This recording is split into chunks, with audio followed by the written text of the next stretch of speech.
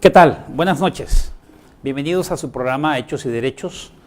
Como cada lunes, en punto de las 8 de la noche, tenemos una cita ustedes y yo y todo el equipo de público y privado para tener un análisis de temas interesantes. En esta ocasión, prevención de los fraudes en las empresas. Me parece un tema necesario, importante, y para esta ocasión tenemos el gusto de haber invitado y la persona haber aceptado a Limber Cruz Pérez. Bienvenido, Limber. Gusto, maestro. Es un placer tenerte con nosotros. Bienvenidos a tu casa, público y privado. Un tema interesante, necesario, sobre todo por la situación en la que, independientemente de la crisis en las que pasan las empresas, pues realmente fraude siempre se da. Ojalá y esta cuestión de este ilícito pudiera evitarse algún día y pudiéramos disiparlo totalmente. ¿Qué te parece? Pues sí, maestro, como lo comentas, pues el fraude es una figura que desafortunadamente existe en el ámbito empresarial, en la cual pues muchos empresarios en algunas ocasiones pues llegan a tener el fraude dentro de la empresa sin saberlo, ¿no? Porque a veces no es detectable así a cierto modo o de forma genérica nada más a la vista. Mi estimado Limber, fíjate que este programa de Hechos y Derechos está hecho precisamente para compartir el conocimiento sin ánimo de lucro, sin ningún fin en el que podamos beneficiarnos más que del mero conocimiento. Y de verdad me da gusto que estés con nosotros porque es un tema, decía hace un rato, interesante, y quisiera empezar la entrevista preguntándote, ¿qué es el fraude? El fraude es la acción que tiene una persona hacia otra con el fin de obtener algo. Lo engaña, se beneficia a una persona y se perjudica a otra. Así es, ¿no?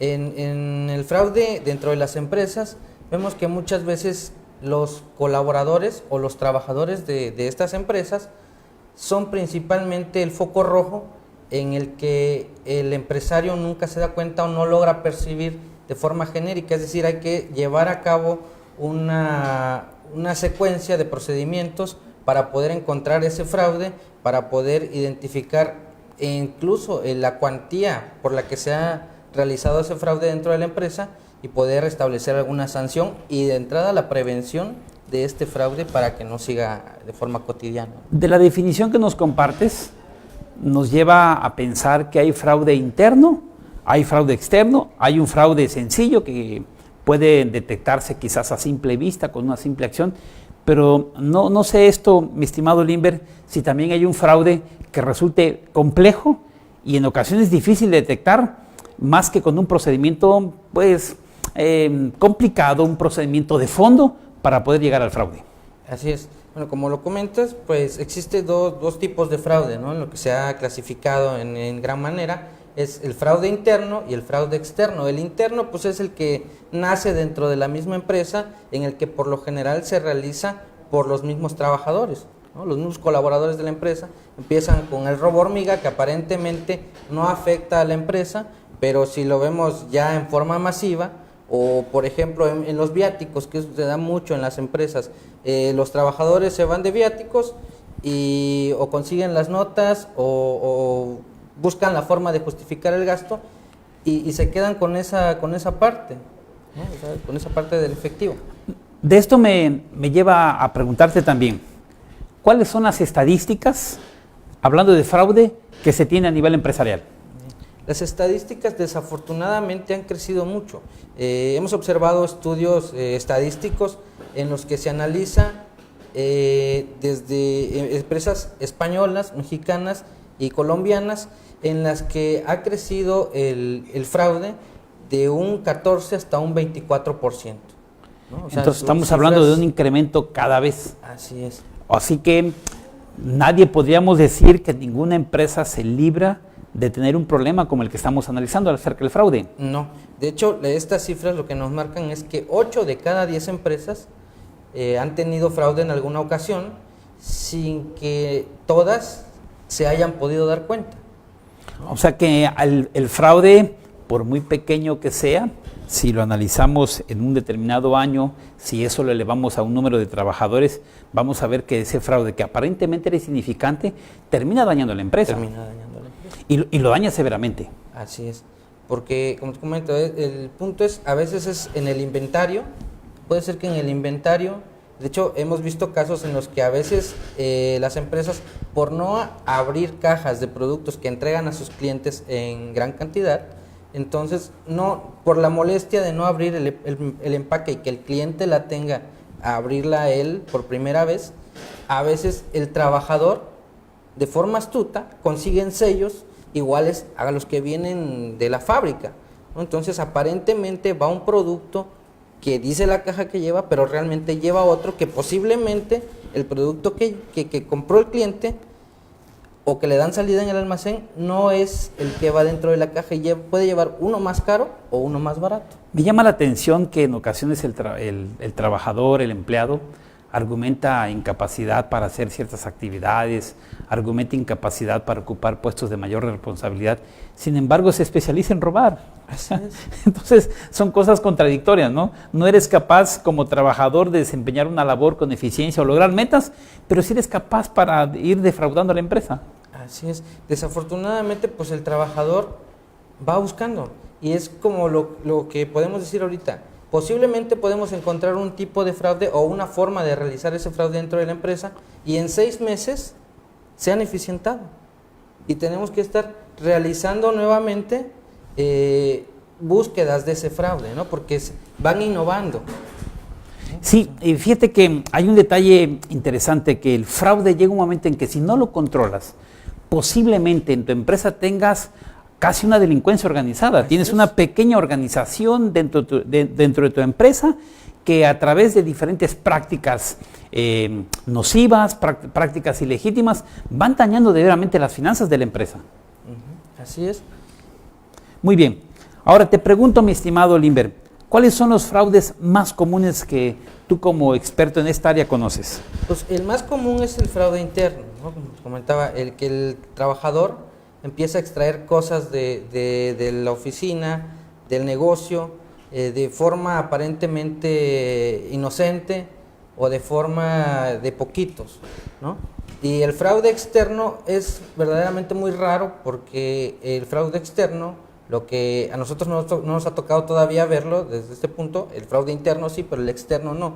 Pero nos han comentado algunos compañeros que nos dicen, es que a veces llega un aparente cliente y te hace un pedido fuerte, ¿no? Entonces, claro, te hace el pedido, a veces en ocasiones hasta te pudiera dar un anticipo muy mínimo para supuestamente amarrar la compra.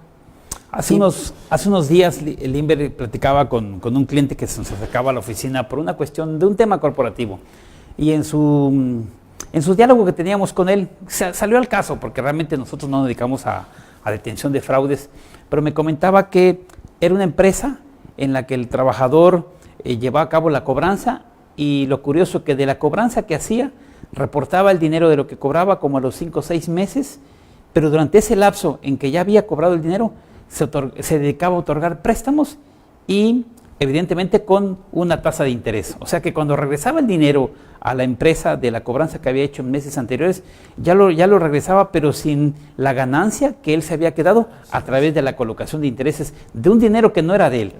Esto sale a colación por lo que tú decías. Realmente las empresas están involucradas en un problema constante de fraude, y al principio de la presentación de la entrevista yo te decía, no sé qué tan posible o si va a llegar un momento en el que logremos disipar totalmente el fraude.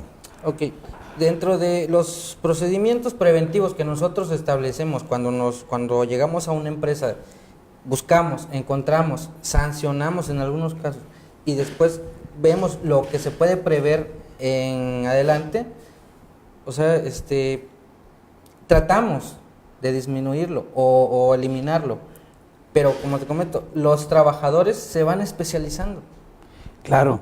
Y entonces existe un riesgo residual, ¿no? Que disminuimos al máximo lo que se puede, pero hay cosas en las que ya no da para tanto. Con esto me quieres decir entonces, Limber, que no es lo mismo una empresa que solicita los servicios de un despacho como el que tú tienes para detectar el fraude o prevenirlo, a aquella que no lo hace?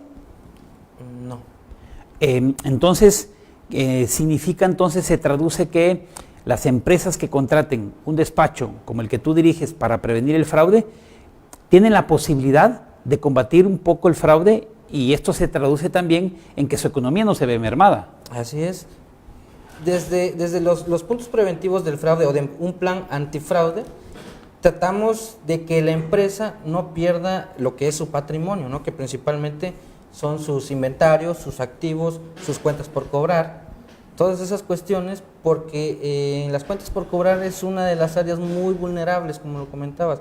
El manejo de inventarios también, el robo hormiga del inventario, incluso hasta dentro de los activos, ¿no? Porque existen empresas que tienen sus activos, vehículos, y el encargado de eso, del manejo o monitoreo de esos vehículos puede en algunos casos, o nos hemos topado con empresas en que dicen hace falta mantenimiento para el equipo de transporte cuando realmente no hace falta y pues meten una factura que no corresponde al gasto, ¿no? O sea que el empresario se ve involucrado en una problemática interna y una problemática externa, porque nos explicabas hace rato de una manera muy lúcida. El trabajador o junto con otros trabajadores te está llevando a cabo el fraude, pero en ocasiones hay una asociación con los que están afuera para que puedan juntos lograr un fraude y en ocasiones la empresa no entiende o no logra encontrar por qué no se da el crecimiento cuando hay un esfuerzo dedicado, cuando hay un esfuerzo sin cansancio, porque cada empresario que tiene un proyecto, que tiene una empresa, quiere hacerla lograr crecer, pero se encuentra en un problema como este, que es el fraude. Así es. Y el problema de ahí, y que el trabajador, en algunos casos, también no logra dimensionar que podría estar incurriendo, además de que del delito del fraude, podría caer en algún momento en discrepancia fiscal. ¿Por qué la discrepancia? ¿No? Porque el trabajador, en muchos de los casos, que son focos rojos que nosotros identificamos, cuando un trabajador, el estilo de vida que trae no corresponde a los ingresos que percibe por la empresa. Eso es cierto, porque el trabajador, si gana un determinado salario y de pronto el nivel de vida que se da rompe con esa proporción, creo que es sencillo o es lógico, quizás injusto, pero de entrada es lógico y lógico pensar que ese salario le esté alcanzando para mucho, ¿no? Para mucho. Ahora, mi estimado Limber, ¿en qué tipo de empresas generalmente se crea el fraude? Bueno, ¿en qué tipos de empresas? En todas, ¿no? O sea, no podemos decir esta empresa del sector primario, esta empresa comercializadora, esta empresa de transformación, esta empresa que está en el norte o esta empresa que está en el sur. No, esta pequeña empresa que está iniciando o esta empresa más grande, no, es para todas, ¿no? O sea, dijeron aquí hay para todos, para que no se peleen, pero es más constante en las pequeñas empresas, porque las pequeñas empresas o el pequeño empresario que está iniciando un negocio, poco se preocupa por establecer controles internos que regulen esta parte o prevengan el riesgo del fraude. Ahora, tú nos has dicho que no hay empresas, más bien que todas las empresas no escapan al fraude. Ahora, si todas las empresas no escapan al fraude, la siguiente pregunta que yo tendría que hacerte es, ¿en qué áreas generalmente es más común que se dé el fraude en la empresa?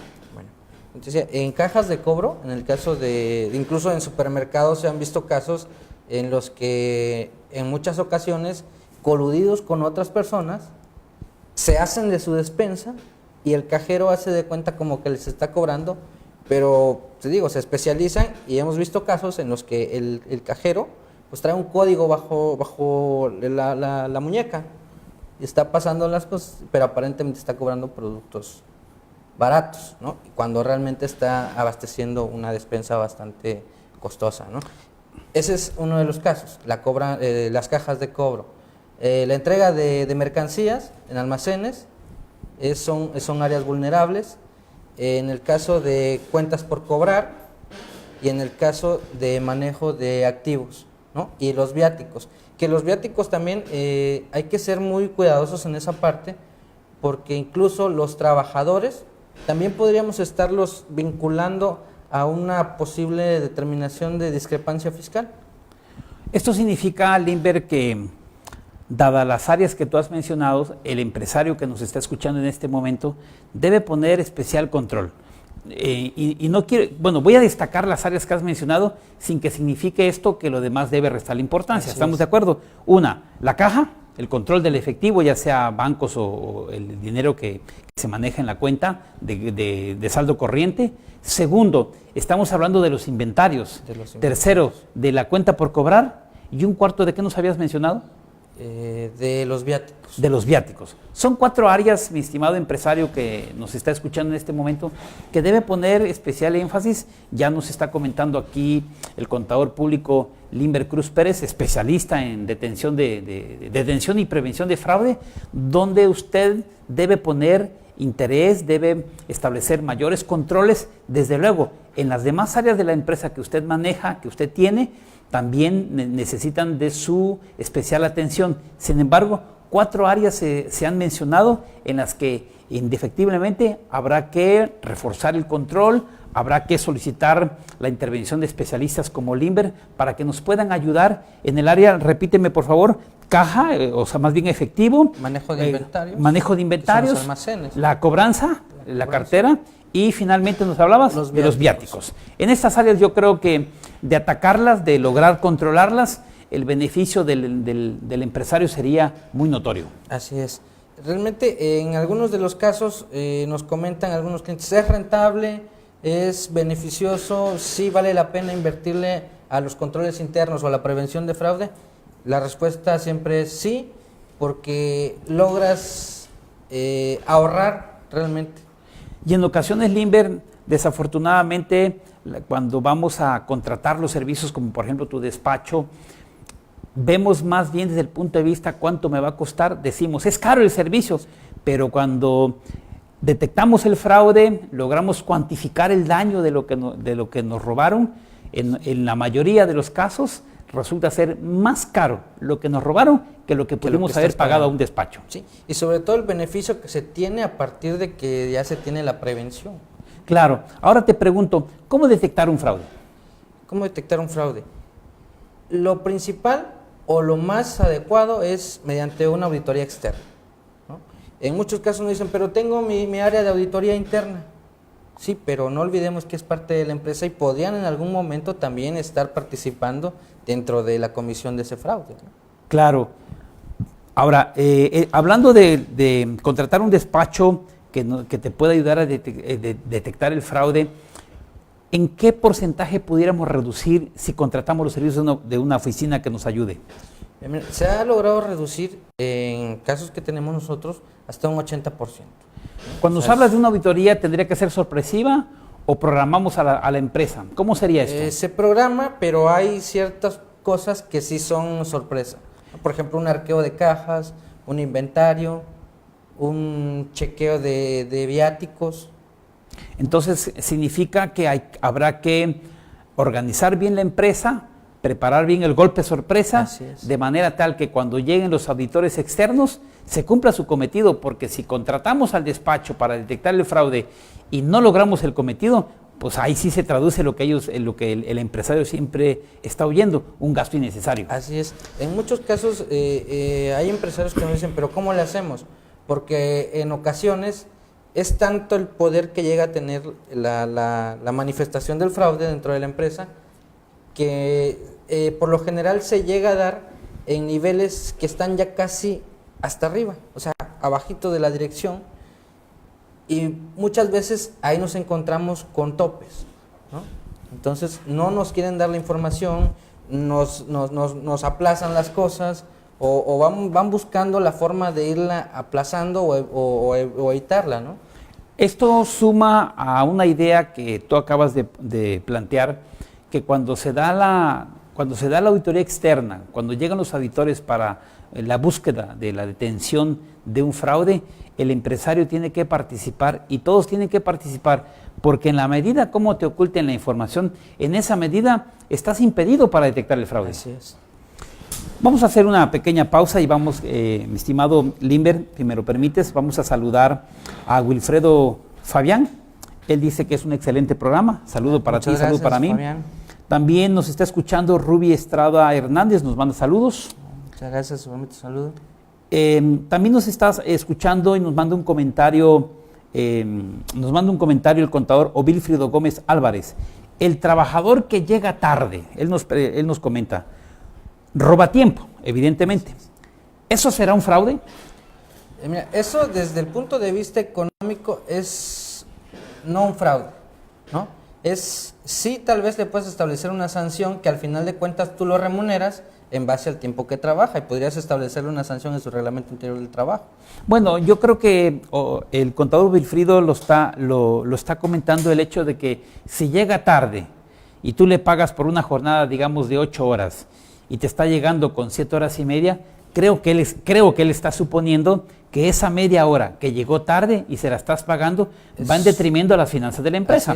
Ahora, sí me gusta tu solución de decir, bueno, si llega tarde, en tu reglamento interior de trabajo te establezco una penalidad para no pagarte esa media hora y, como comenta atinadamente el contador Wilfrido, no te dañe en las finanzas de la empresa. Así es.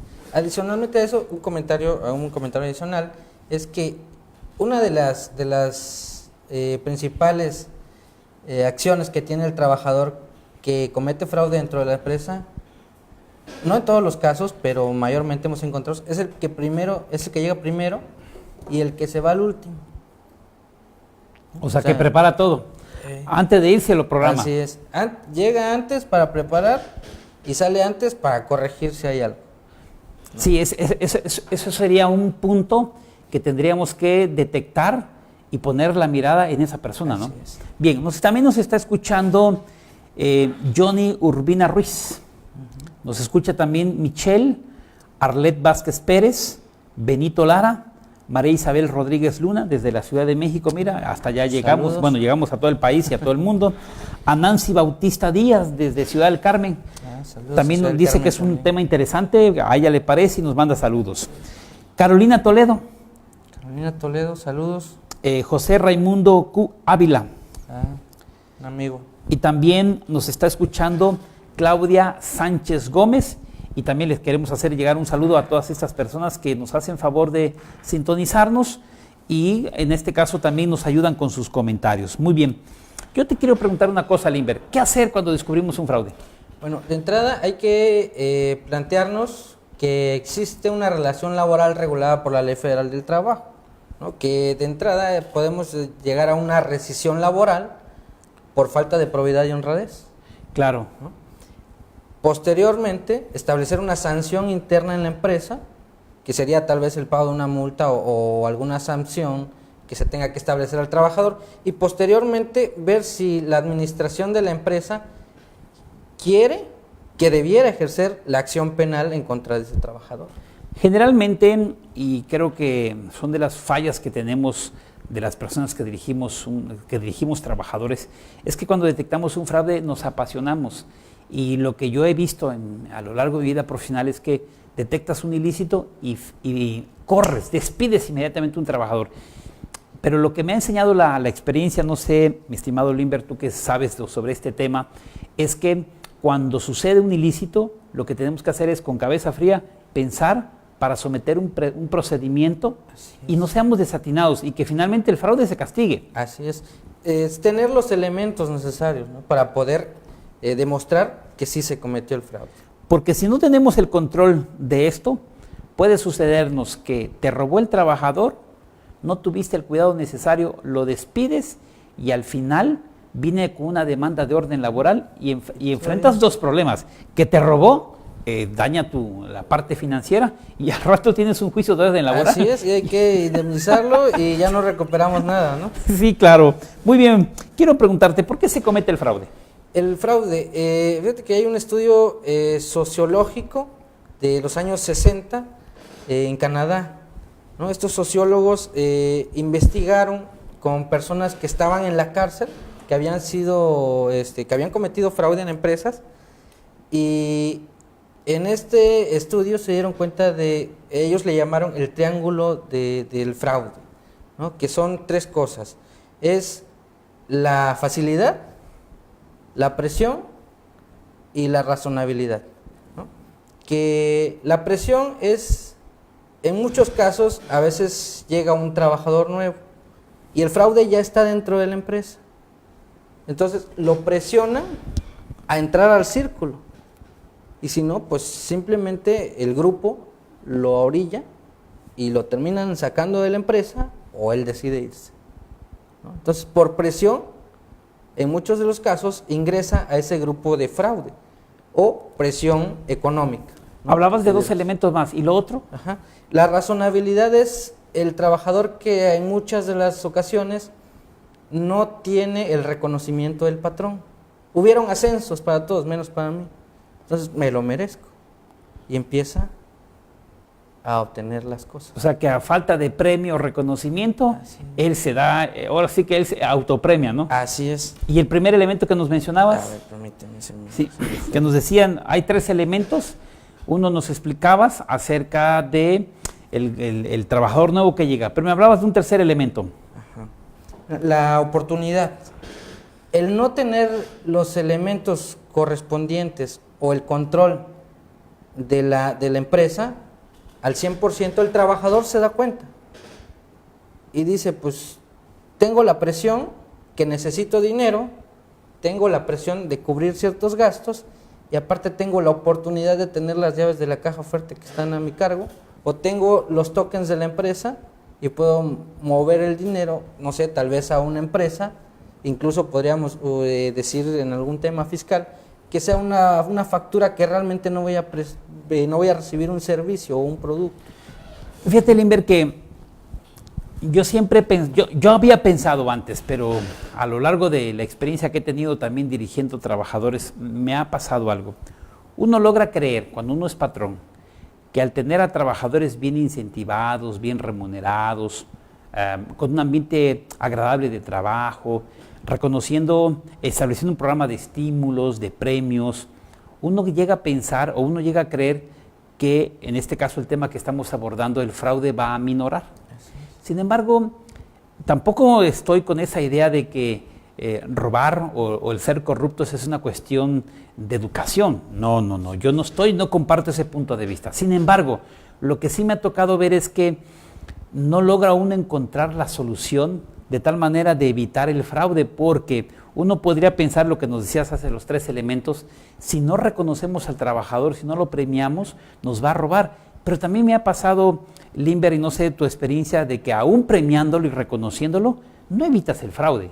Así es, como te comento, nos ha tocado encontrar que los que están cometiendo fraude son los que están abajo de la dirección y ya no puede haber más incentivación o más ascenso, pues, al menos que fueras el dueño, ¿no? Ahora, esto finalmente daña, ¿y cómo dañará las finanzas de la empresa es un fraude?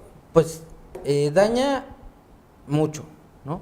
Daña, te podría decir, al 180% de lo que te roban. ¿Por qué al 180? Porque de entrada te roban, suponiendo que fueran 10,000 pesos. Te roban los 10,000 pesos en mercancía, en efectivo, de cualquier forma que pueda, ¿no? Eso ya lo perdiste. Ahora eso hay que agregarle los impuestos. Claro. ¿No? Que tiene también un efecto fiscal. El 30% de IVA y el 30% de ISR y el 16% de IVA. ¿Te refieres porque si te roban la mercancía, para efectos fiscales es una venta del producto? Así es. Ahora, al haber una venta de producto, que no fue una venta de producto, sino que se fue vía fraude, pero ya no está en tu inventario, además de lo que perdiste del costo de la mercancía, pagarías un 46% de Así impuestos. Es. Adicional a que tengas que pagar a alguien que lo detecte. Ahora, si el fraude, tú comentabas, bueno, más bien yo te hacía un breve comentario. Si el fraude, estimulando al trabajador, finalmente no hay posibilidad de, quizás pudieras reducir la cantidad de fraude, pero finalmente vas a verte involucrado como empresa en este problema. Y si no lo haces, también va a haber fraude en la empresa. Esto significa, Limber, que constantemente el empresario tiene que someter, desafortunadamente, a una auditoría, ahora sí, de un despacho que le esté ayudando a detectar el fraude. Así es, ¿no? Un despacho externo que le ayude a prevenir, de entrada a detectar y una vez detectado, prevenir para eventos posteriores. ¿Y cómo prevenimos el fraude? ¿No? Todo esto lo hemos venido haciendo al establecer controles internos, ¿no?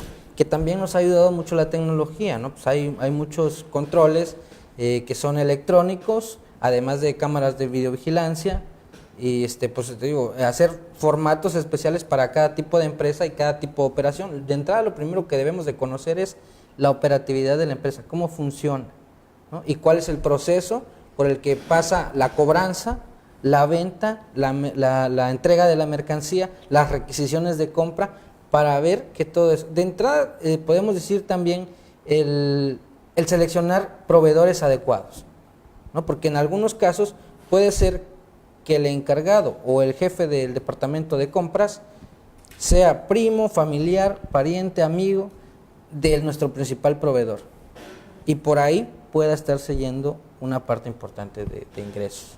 Hablando del fraude y con la amplitud que nos has venido explicando, se traduce en que el empresario, además de controles internos, tiene que estar muy alerta. Esto se traduce en que el empresario no se puede dar el lujo de abandonar la empresa, porque si lo abandona, creo que cuando retome la empresa ya no va a encontrar nada. Y además que no va a encontrar nada, creo que puede encontrar deudas, pasivos altos que se fueron generando en la empresa y que por falta de control, porque en ocasiones el empresario se vuelve tan práctico que se dedica solamente a vender y comprar, pero pasa por alto los controles internos que nos estás diciendo. Hace rato nos mencionabas las cámaras de video que están constantemente supervisando. Nos mencionabas también otro tipo de controles internos para detectar el fraude.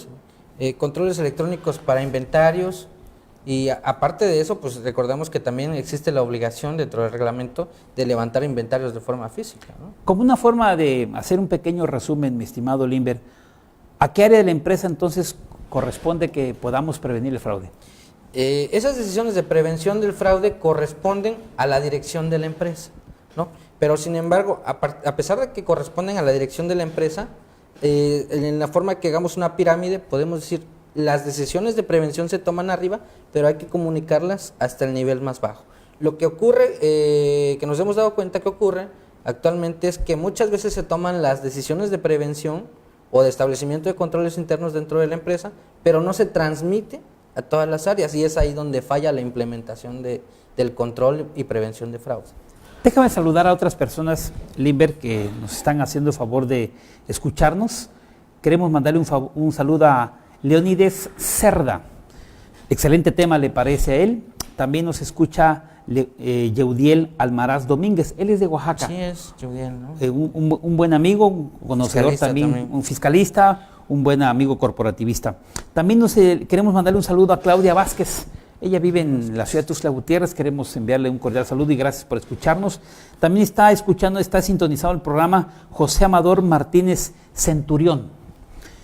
También está escuchándonos Carlos Alberto Gallegos, Romeo Morales, Mauricio Murillo de la Ciudad de México, si no lo ubico mal, Juanito Tor, Gabriel Estrada, RFA y Juan Francisco Ruelas. A cada uno de ellos, un saludo, mi estimado Limber, de tu parte y la mía. Saludos a todos. Que nos están escuchando. Muy bien. Limber, hablando de la cuestión del fraude, quisiera yo preguntarte, ¿cómo afecta el fraude en la toma de decisiones? Bueno, pues el fraude en la toma de decisiones afecta al momento de la toma de decisiones, ¿no? Realmente es al entregar unos estados financieros al cuerpo corporativo que corresponde a la empresa. En el caso de persona física, la persona física que va a tener a la mano esos estados financieros. ¿Por qué? Porque si realmente no existen los controles adecuados para identificar el fraude y se emiten estados financieros con un fraude interno que no se ha identificado, las cifras que van a venir dentro del estado financiero no van a corresponder a la realidad de la empresa. Has estado hable y hable de controles internos y me parece muy importante lo que tú estás mencionando. Pero también decías algo muy interesante, también las técnicas de robo se van actualizando. Así es. Esto significa, Limber, no sé si compartas este punto de vista, y esto lo estoy sacando de tu comentario, es que necesitamos urgentemente implementar controles internos en las empresas. Y además, esos controles internos, actualizarlos. Estarlos actualizando constantemente. Porque si nos quedamos con un control obsoleto, Limber, yo creo que la delincuencia se va organizando, va prosperando, va inventando técnicas, y un control interno obsoleto con una técnica de robo actualizada, pues nos comen el mandado. Y decía hace rato, el día que te pasen el estado financiero, oh, mala sorpresa, ya casi la empresa es de los que te estuvieron rogando, ¿no? ¿Qué empresas previenen el fraude, Limber? Mira, las empresas que previenen el fraude, pues tienen mayor rentabilidad, ¿no? O sea, las empresas deben prevenir el fraude para tener mayor rentabilidad en que realmente lo que diga el estado financiero o lo que digan los libros de la contabilidad que se vendió, realmente se vendió. Lo que dice que hay en el inventario, que realmente esté en el inventario. Lo que tenemos en cartera, que realmente esté en la cartera, y lo que realmente está ya cobrado, pues realmente se haya cobrado, y todo sea correspondiente a lo que se está plasmando dentro de los estados financieros. Así que un resumen final pudiéramos decir, hay que invertir para poder prevenir el fraude. ¿Esto lo compartes? Así es, ¿no? A todas luces, la prevención del fraude es algo que tal vez en la mayoría de las empresas el empresario no le presta mucha atención. No es en la experiencia que hemos tenido, no está dentro de los primeros puntos como importantes para el empresario, sino que está el vender, el poder comprar, la nómina, y después se desglosan otros puntos, y en los puntos casi al final está la prevención del fraude. Yo creo, Limber, salvo tu opinión, que todo empresario tiene que invertir en esta parte, porque nos decías hace rato, las estadísticas van de cada 10 empresas, 8 se encuentran en un problema de fraude, y posiblemente de las que nos están escuchando se encuentren involucrados en esta problemática. Déjame por último, ya para cerrar el programa, a saludar a Rubicelia Luis López, Raúl Román, Gloria Castillejos, Gilberto Soto, Gabriela Aranda Zamacona, José Sarmiento, Valentín Cinco de la Cruz y Víctor Gumeta. Mi estimado Limber, te agradezco de manera personal, de manera particular y también de parte de público y privado, que hayas aceptado estar con nosotros a este programa. Me parece interesante y quisiera que nos lleváramos esta lección. Tenemos que invertir en controles internos para detectar los fraudes de las empresas. Tenemos que actualizar, y todo esto tiene un costo. Y no podemos evitarlo. Además, el fraude también tiene un costo, y en ocasiones nos has dicho es muy alto. Es muy alto. Damas y caballeros, les agradecemos una vez más por ponernos atención, sintonizarnos con nosotros en esta noche en un programa Prevención de Fraudes en las Empresas. Lo han escuchado en labios de un especialista. Yo antes de despedir el programa, quisiera preguntarte si algún empresario que nos está escuchando quisiera contratar tus servicios, ¿puede hacerlo? Claro que sí, con mucho gusto, estamos a sus órdenes. Los teléfonos son 961-274-7131. Tenemos un correo que es acldirección@gmail.com. Estamos en la ciudad de Tuxtla Gutiérrez y podemos prestar el servicio a cualquier ciudad de México sin ningún problema, en toda la República. Tenemos alianzas también a lo largo y ancho de la República.